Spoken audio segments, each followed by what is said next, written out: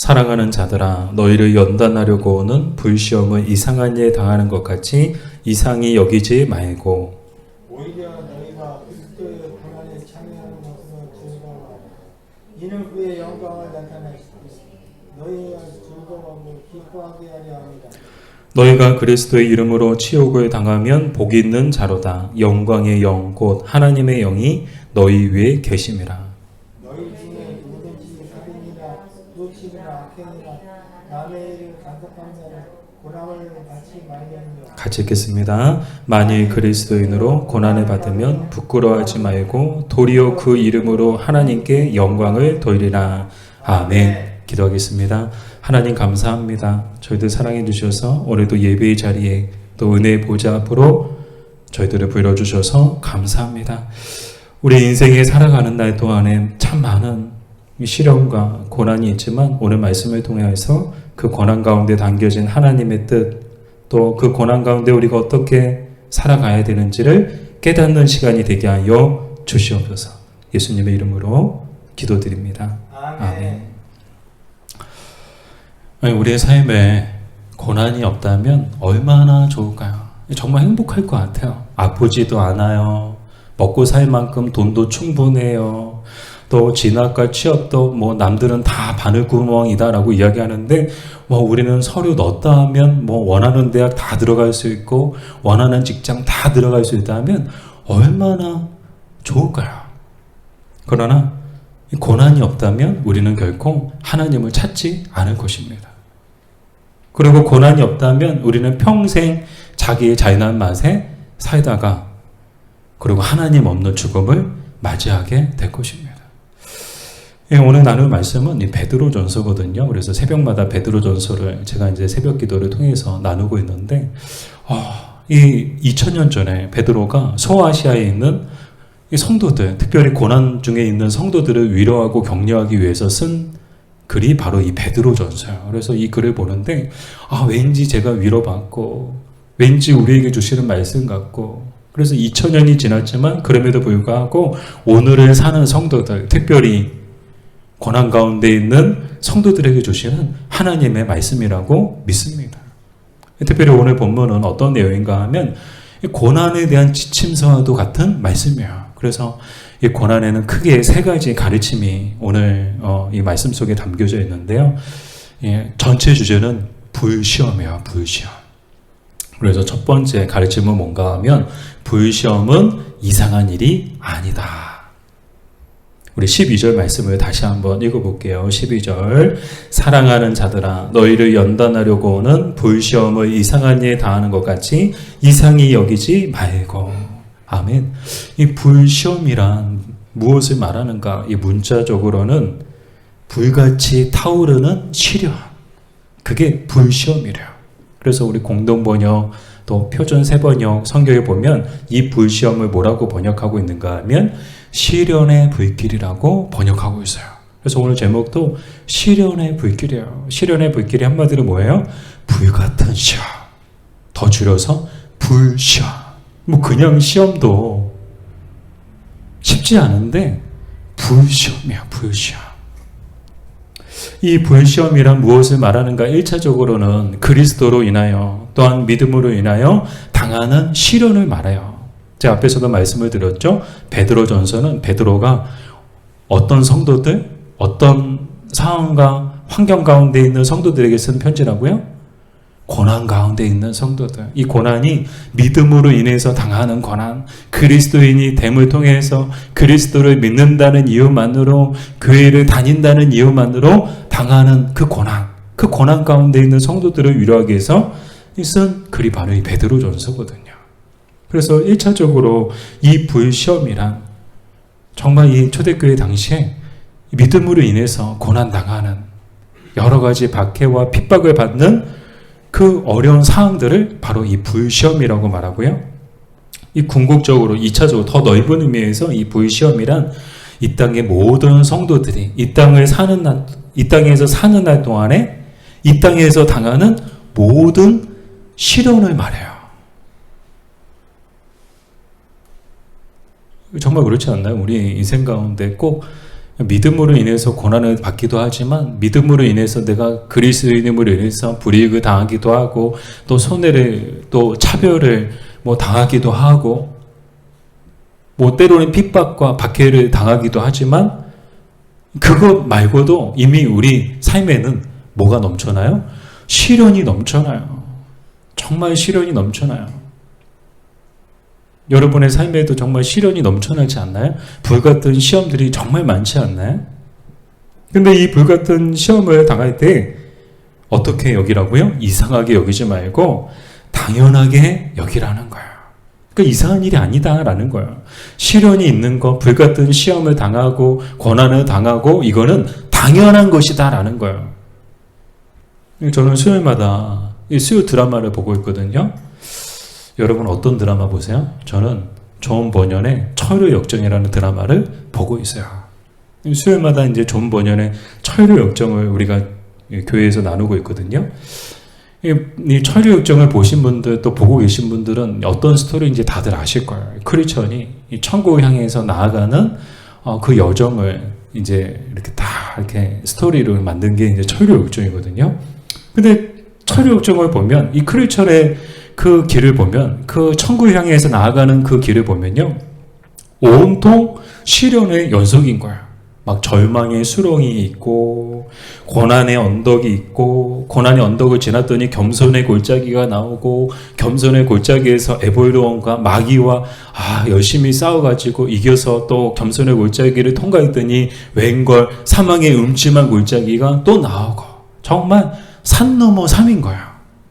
천국으로 가는 길이 결코 만만치 않은 거예요. 그래서 정말 이제 이 크리스천이 가다가 많은 사람들을 만나게 되거든요. 대부분의 사람들이 뭔가 하면요. 다 되돌아오는 사람들이에요. 왜요? 너무 힘들고, 너무 위험하고, 너무 두려우니까 가다가 포기하고 더 이상 못 가. 나 이제 그만 가야 돼. 나 돌아가야 돼. 하고 돌아가는 사람들을 계속 만나는 거예요. 근데 크리스천은 그 많은 사람들의 그 증언에도 불구하고 계속 멈춤 없이 앞을 향해 나아가는 거예요. 그 이유는 오직 한 가지죠. 천국으로 가기 위해서는 반드시 이 골짜기를 지나야 되고 천국으로 가기 위해서는 이 절망의 수렁을 지나가야 하고 반드시 천국을 가기 위해서는 이 험난한 길을 통과해야 하기 때문에 이 크리스천은 앞을 향해서 계속 나아가는 거예요. 이 바꿔 생각하면 천국으로 가는 길 곳곳에 깊은 수렁과 험한 언덕과 수많은 골짜기들이 있다는 것은 당연하다는 그런 뜻을 갖고 있기도 하죠. 왜요? 천국으로 가는 길은 좁은 길이거든요. 뭐 많은 사람들이 가는 그런 넓은 길이 아니거든요. 많은 사람들이 찾는 그런 길이 아니거든요. 쉽고 편한 길이 아니거든요. 처음부터 알고 간 거예요. 천국으로 가는 길은 좁은 길이다. 가는 사람들이 적고 그 적은 이유 중에 하나는 뭐예요? 길이 불편하고 어둡고 힘들고 여러 곳곳에 수렁과 골짜기들이 막 있고 그러니까 사람들이 넓고 편하게 놔두고 거기로 가는 사람들이 없는 거예요. 여러분들도 그렇지 않아요? 어디 가는데 넓고 편한 길이 있어요. 그럼 당연히 넓고 편한 길 가지 좁고 힘들고 그 길을 왜 가요? 왜 힘들게 굳이 이 편한 세상에 살면서 그런 사람이 없거든요. 그러나 천국은 결코 그렇게 갈 수 있는 길이 아니다라는 거예요. 넓은 길로는 결코 들어갈 수 없는 길. 정말 좁은 길로 가야만 들어갈 수 있는 곳이 바로 천국인 줄 믿습니다. 사랑하는 여러분, 우리가 걷고 있는 길, 또 우리가 가야 하는 길도 바로 이 길이에요. 좁은 길인 거예요. 우리의 길에 불같은 시련이 있는 것은 그러므로 이상한 일이 아니고 당연한 일입니다. 근데 바꿔 생각해 보면 도리어 우리의 인생, 우리의 나아가는 길 가운데 시련이 없다는 것은 그게 이상한 거예요. 시련이 있는 것, 불같은 시험이 있는 것 당연한 것이고요. 도리어 불같은 시험이 없고 고난이 없고 어려움이 없다면 그게 이상한 거예요. 이 오카노 목사님께서 하신 말씀을 제가 여러 번 말씀드렸는데 내가 좁은 길을 가고 있는가 가고 있지 않은가 내가 지금 가는 길이 좁은 길인가 넓은 길인가 점검할 수 있는 세 가지 그 기준을 얘기해 주셨는데 첫 번째가 뭔가 하면 세상에서 신앙생활하는 것이 정말 어렵다고 생각될 때가 많은가. 두 번째는 신앙생활을 바로 하기 위해 무언가 희생을 치르는 것이 있는가. 세 번째는 하나님 나라의 소망이 주는 기쁨이 우리 안에 있는가. 저는 이 말씀이요 계속 제 안에 울림이 되어서 제 마음을 진동시켜요. 내가 정말 가고 있는 길, 내가 지금 좁은 길 가고 있는가, 내 넓은 길을 가고 있는가, 이 세 가지만 놓고 봐도 딱 나오는 거예요. 내가 이 세상에서 신앙생활하는 것이 정말 어렵다고 생각될 때가 많이 있는가. 정말 이 직장에서 또 가정에서 또 이 땅에서 살아가는 날 동안에 정말 믿음을 가지고 산다는 것이 정말 믿음을 지키며 제대로 믿으며 산다는 것이 정말 힘들고 어렵다. 왜 이렇게 힘들고 어려울까? 그러면 좁은 길을 가고 있다는 거야. 근데 그게 없어요? 그건 뭐예요? 우리가 좁은 길을 가고 있지 않다는 거야. 내가 신앙생활을 바로하기 위해서 무언가 치르는 희생이 있는가? 그러면 우리는 좁은 길을 가고 있는 거야. 근데 전혀 치르는 게 없어. 그러면 우리는 좁은 길을 가고 있지 않다는 거야. 사실 믿으면 믿을수록 또 하나님을 알아가면 알아갈수록 또 하나님의 말씀을 들으면 들을수록 처음에는 좋아요. 와, 하나님 말씀이 참 좋아. 근데 하나님의 말씀은 들으면 들을수록 사실 마음이 불편해져야 되는 게 당연한 거야. 왜요? 그렇게 살지 못하는 우리의 모습 때문이죠. 기도해야 되는데 기도하지 못하고 말씀대로 살아야 되는데 말씀대로 살지 못하고 지난 금요일에도 주신 말씀이요. 마지막 때, 만물의 마지막 때에 가까이 왔으니 정신을 차리고 근신하여 기도하라고 말씀하셨어요. 이거는 제 말이 아니고요. 하나님의 말씀인 거예요. 이 시대 모든 성도들을 향한 하나님의 말씀이 뭐예요? 만물의 마지막이. 이 만물의 마지막이 가까웠다는 것은 예수님의 재림이 가까웠다는 거예요. 얼마큼 가까웠다는 거예요? 손에 잡힐 만큼 가까웠다는 뜻이거든요. 그만큼 이 마지막이 가까웠으니까 뭐 하라고요? 정신을 차리고 근신하여 기도하기 힘쓰라는 이 말씀이었어요. 두 번째는 뜨겁게 서로를 사랑하라. 는 말씀이었거든요. 근데 그 말씀을 들으면서도 또 마음 한편이 참 불편한 거야. 왜요? 우리는 정신 못 차리고 있거든요. 만물의 마지막에 가까운 줄도 모르고 그냥 세상에 좋아가지고 세상의 것 즐기면서 정신을 차리고 근신하고 기도해야 되는데 그렇지 못하고 정신 못 차리고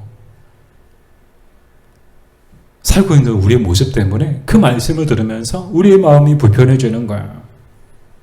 또한 서로를 뜨겁게 사랑하라는 말씀을 들으면서도 우리의 마음이 불편한 거예요. 왜요? 미운 사람이 있거든요. 지금 미운 사람 같이 살고 있거든요.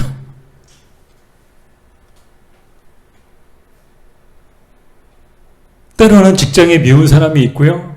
때로는 교회 안에도 미운 사람이 있거든요. 저는요, 여러분, 제가 여러 교회 사역을 하다 보니까 뭐 별의별 일들이 참 많아요.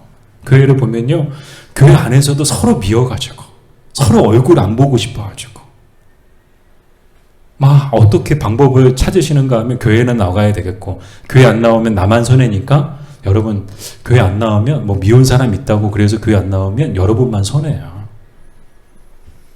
어떻게든 교회 나오시는데 뭐 어떤 분들 보니까 뭐 1층과 2층으로 나눠져 있으면은 뭐 그 사람이 1층에서 예배드리면 그분은 2층에서 예배드려요. 왜요? 얼굴 보기 싫으니까. 아예 뒤통수도 보고 싶지가 않아. 그래 아예 그냥 2층으로 올라가시는 거야. 또 어떤 분은요, 뭐 9시 예배가 있고 11시 예배가 있으면요, 그 사람이 11시에 예배하면 그분은 9시 예배해요. 왜요? 서로 안 마주치려고. 왜요? 보기 싫으니까, 미우니까. 그래서 하나님의 말씀을 들으면서 우리는 말씀을 들을 때마다 처음에는 좋았어요. 와, 하나님 말씀이 참 좋다. 근데 나중에는 들으면 들을수록 우리의 마음이 불편해지는 거야. 왜요? 뜨겁게 사랑하지 못하니까. 정신을 차리고 근신하여 기도하지 못하기 때문에 우리의 마음이 불편해지는 거예요. 사랑하는 여러분, 우리가 가야 될 길은 좁은 길이다라고 말씀을 드렸습니다. 이 좁은 길 가운데 시련과 고난이 있는 것은 당연한 것이요. 불같은 시험이 찾아온다면 그것이 가정에서 또 때로는 직장에서 때로는 교회 안에서 이런 불같은 시험이 찾아온다면 여러분 노일하지 마시고 뭐 이상한 일을 여기지 마시고 당연한 것이다라고 생각하는 저와 여러분 되기를 바랍니다. 자, 두 번째 이 불시험에 대한 하나님의 가르침은 무엇인가 하면 불시험 당하는 것을 도리어 기뻐하고 즐거워하라는 것입니다. 우리 13절 말씀을 다시 한번 읽어볼게요. 오히려 너희가 그리스도의 고난에 참여하는 것으로 즐거워하라. 이는 그의 영광을 나타내실 때 너희로 즐거워하고 기뻐하게 하려 함이라. 아멘. 자, 베드로가 이 고난 가운데 있는 성도들에게 야, 너희 고난 당하는데 고난 당하는 건 당연한 것이야. 예수 믿는데 고난을 당하는 것 당연한 것이야. 복음을 전하는데 고난을 당하는 것 당연한 것이야. 근데 여기서 끝나지 않죠? 도리어 고난 당하는 것으로 인해서 기뻐하고 즐거워하라고 말하고 있어요. 근데 저는 이게 사실 이제 말은 쉽지만 이 말을 받아들이기에는 참 어렵고 힘들지 않겠나라는 생각을 하게 되었어요. 뭐 은혜가 충만해요. 성령이 충만해요. 정말 믿음을 가졌어요. 그러면요, 이 말들이 막 맞아, 그래, 기뻐하고 즐거워해야지. 그런 말들이 막 이해가 되실 거예요. 그래서 베드로도 그냥 뭐 기뻐하고 즐거워하라고 말하는 것이 아니고 너희가 고난 당하는 것은 그냥 고난 당하는 것이 아니고 그리스도의 고난에 참여하는 것이다. 그래서 그리스도의 고난에 참여하면 그리스도의 그 영광에도 함께 참여하게 될 것이기 때문에 너희들 고난 당할 때 그 고난을 영광스러운 것으로 여겨라. 이런 말을 하고 있거든요. 그러나 우리가 믿음이 또 은혜가 성령이 충만하면 이 모든 말들이 다 이해가 되어지고 다 받아들여지지만 우리가 항상 믿음이 있고 항상 은혜가 충만하고 항상 성령이 충만하지는 않거든요. 막 고난과 시련의 한가운데 있을 때 이런 말 들어보세요. 그냥 뺨을 때리고 싶어요. 야, 너나 기뻐하고 즐거워해. 무슨 고난 가운데 기뻐하고 즐거워해. 마치 이 말은요, 정말 질병으로 인해서 병상에 누워서 고통스러워하는 사람에게 찾아가가지고 웃으라고 말하는 것하고 똑같은 거예요. 그냥 아파서 죽겠는데 다 죽어가는 사람에게 웃으라고 말하는 것하고 똑같다라고 생각을 했는데요. 그럼에도 불구하고 베드로가 이 성도들에게 기뻐하고 즐거워하라고 말한 이유가 뭐예요? 너희가 당하는 고난은 그냥 고난이 아니고 그리스도의 고난에 참여하는 것이기 때문에 그리스도의 고난에 참여하는 사람들만이 반드시 그리스도의 영광도 함께 얻게 될 것이기 때문에 기뻐하고 즐거워하라고 말한 것이에요. 근데 더 놀라운 것은 초대교회 성도들이 이 베드로의 가르침대로 모두가 다 기뻐하고 즐거워했다는 거예요. 우리 사도행전 5장 41절을 보면 사도들은 그 이름을 위하여 능욕받는 일에 합당한 자로 여기심을 기뻐하면서 공의 앞을 떠나니라. 아멘. 능욕받는다. 사람들에게 수치와 조롱과 멸시를 당하고 때로는 핍박을 당하고 그런데도 이 사도들은 어떻게 했다고요? 기뻐하면서 자기들이 가야 될 길을 나아갔다는 거예요. 그 믿음의 길을 멈추지 않았다는 거예요.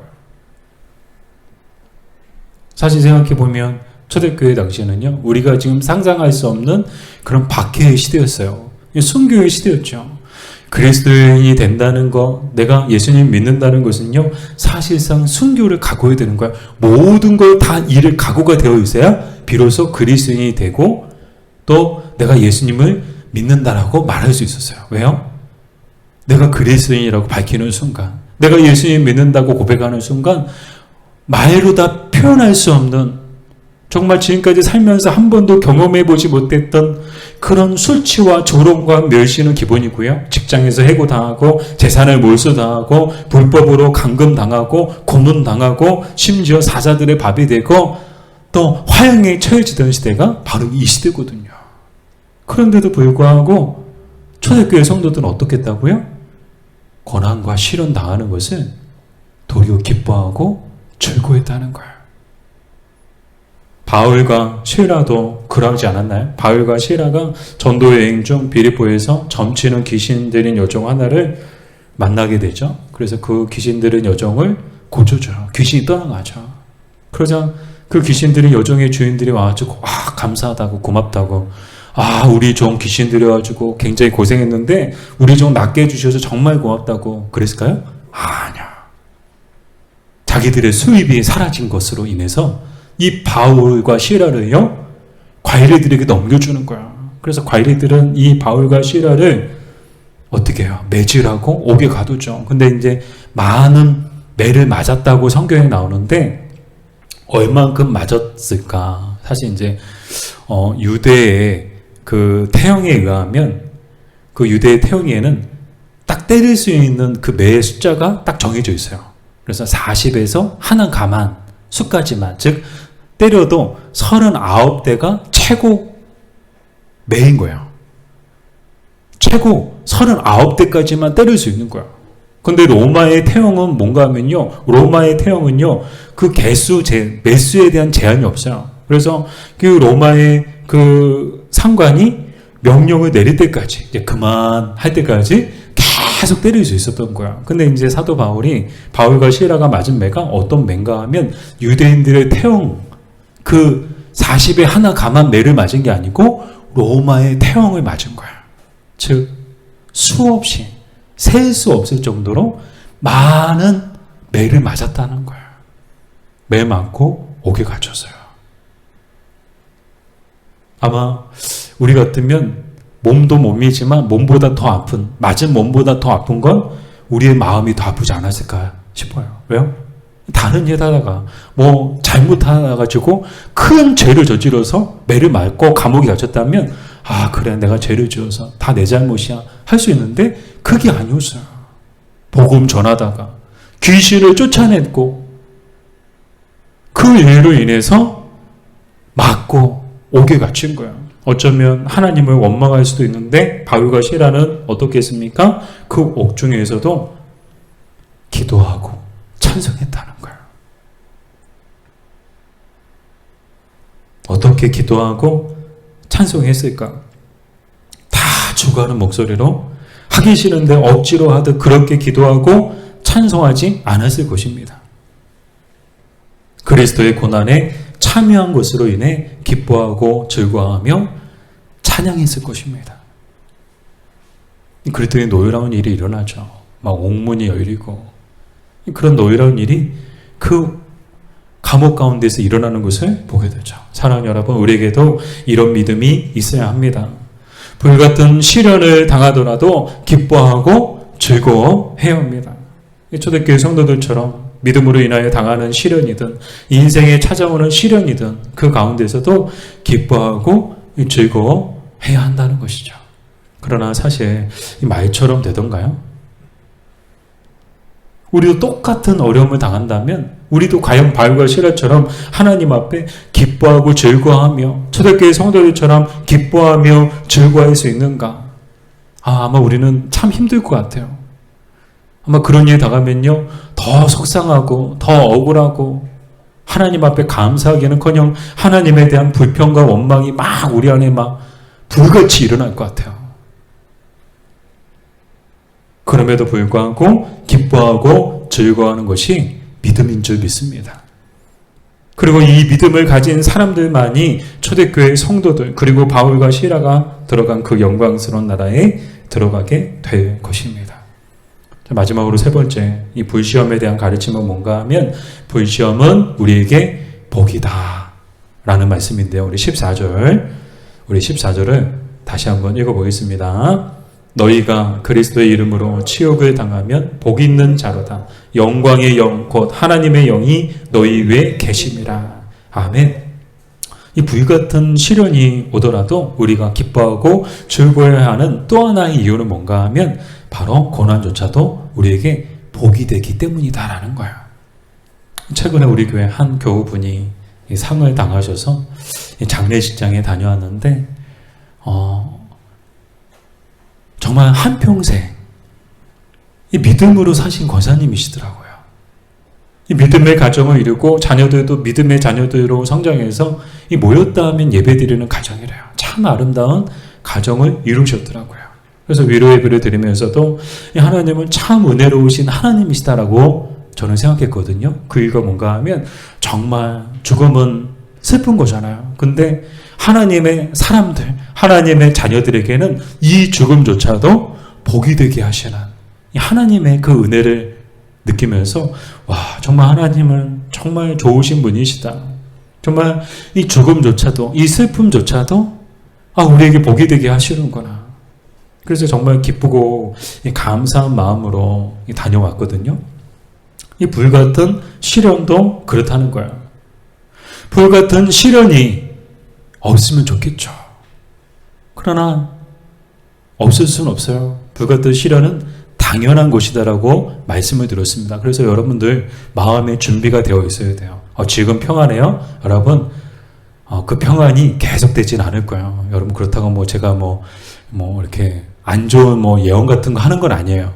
그냥 크리스천을 통해서, 오늘 말씀을 통해서 우리가 가야 될 길은 결코 넓은 길이 아니고 편한 길이 아니다. 정말 좁은 길이다. 불편하고 힘들고 어려운 길이고 가는 곳곳마다 시련의 웅덩이와 시련의 언덕과 시련의 골짜기들이 우리를 기다리고 있다. 저는 이미 이 말씀을 통해서 여러분들께 예고 드리는 것이지 여러분들한테 무슨 악하게 저주하고 그런 거 아니에요. 여러분 오해하지 마세요.